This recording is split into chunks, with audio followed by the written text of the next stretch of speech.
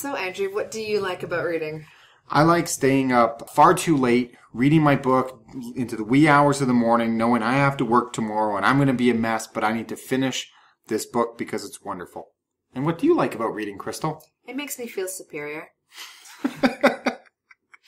Short and sweet. Everybody, welcome to the Goldilocks and the Three Cares podcast, the podcast where we take a look at what's too hot, what's too cold, and what's just right with a self-published work. I'm Andrew. And I'm Crystal. And what did we read this week, Crystal? This week we read Relentless, which is book 1 in a series, and it's by Karen Lynch. And how did you find this book?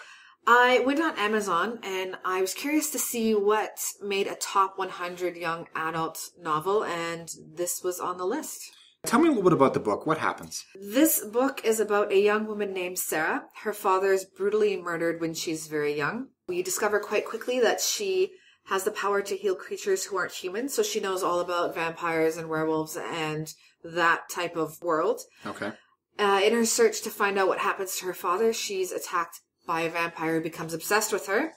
That same night, she also meets Nicholas, who is a warrior, and he turns her life upside down, and he tries to tell her who she really is. Because she doesn't know. Because she does not know. And what was too hot with this book? This book had a lot of saved in the nick of time situations. Yeah. Where our heroine, Sarah, she gets herself into a lot of situations which and tends to barge in sort of without thinking about the consequences. But before she's about to die, Nicholas always comes in just in the nick of time. Just in the nick of time. And saves her.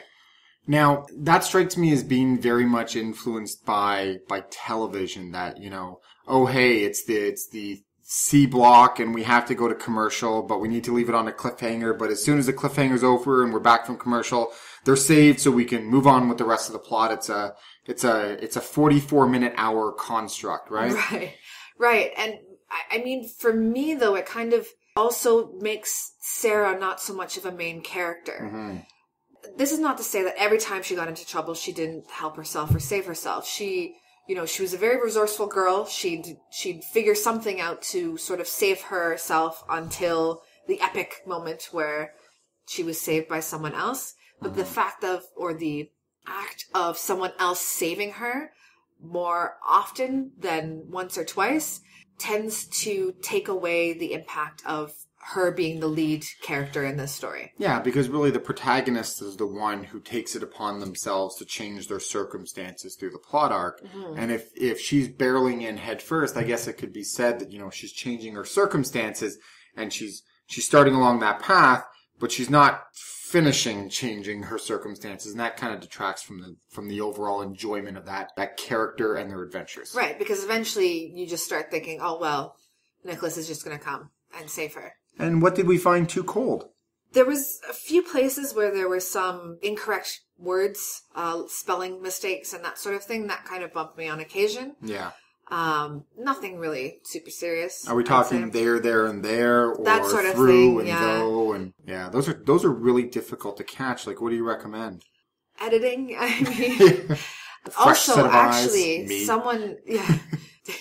someone told me that you should put your book through a playback where it's read back to you. Mm-hmm. That will catch a lot of missing words. There's a lot of really good apps for that now. Yeah, it doesn't necessarily catch, there, and there, but it will help you to limit the number of editorial mistakes. Mm-hmm. What else did we find perhaps too cold? What else left us a little bit lacking? There was only one female character, Sarah. Who's the main character? Who is the main character?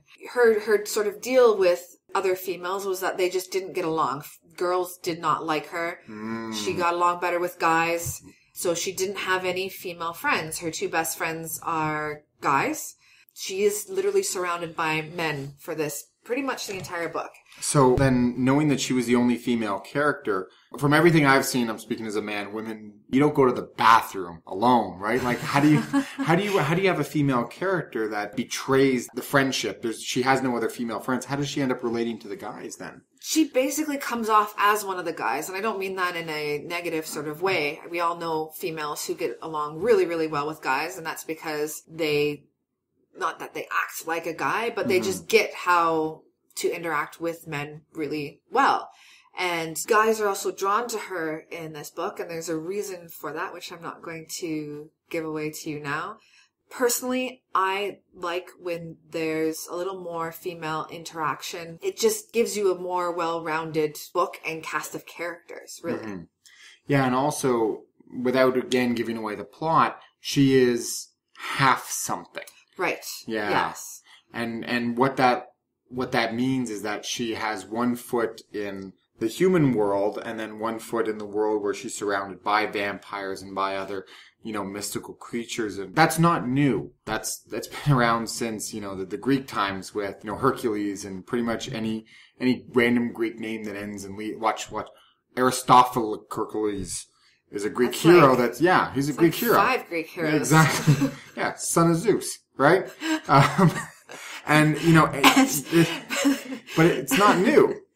And what that means is that you get to kind of have the one foot in the human world and one foot in the mystical world. And how did you find the author approach that? I think the main struggle with that is the humanity, right? Whether it's godlike versus humanity or demon versus humanity. Mm-hmm. There's always a struggle of trying to maintain your identity and sense of self while dealing with the sort of split personality, so to speak, that you have.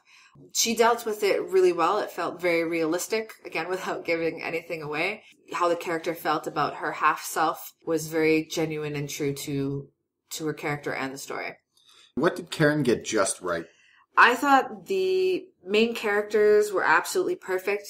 Again, aside from the fact that they were main character, female Sarah, and surrounded by men, everyone was really realistic. The dialogue was perfect based on who the characters were. They all had their own voice. They all had their own. Yeah, exactly. They all had their own voice, their own personalities, and nothing really bumped me at any time. We had a succession of events that made sense.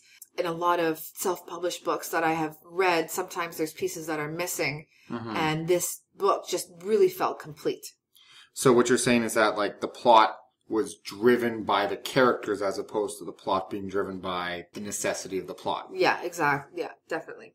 So that's Relentless, book 1 by Karen Lynch. Who do you recommend should buy this book? This book would be great for young adults, but also adults who love reading young adult books. It was a perfect balance. It wasn't too cheesy. And where can you find it? You can find this book on Amazon. You can find us on www.everythingstemporary.com or on iTunes under Goldilocks and the 3 Cares.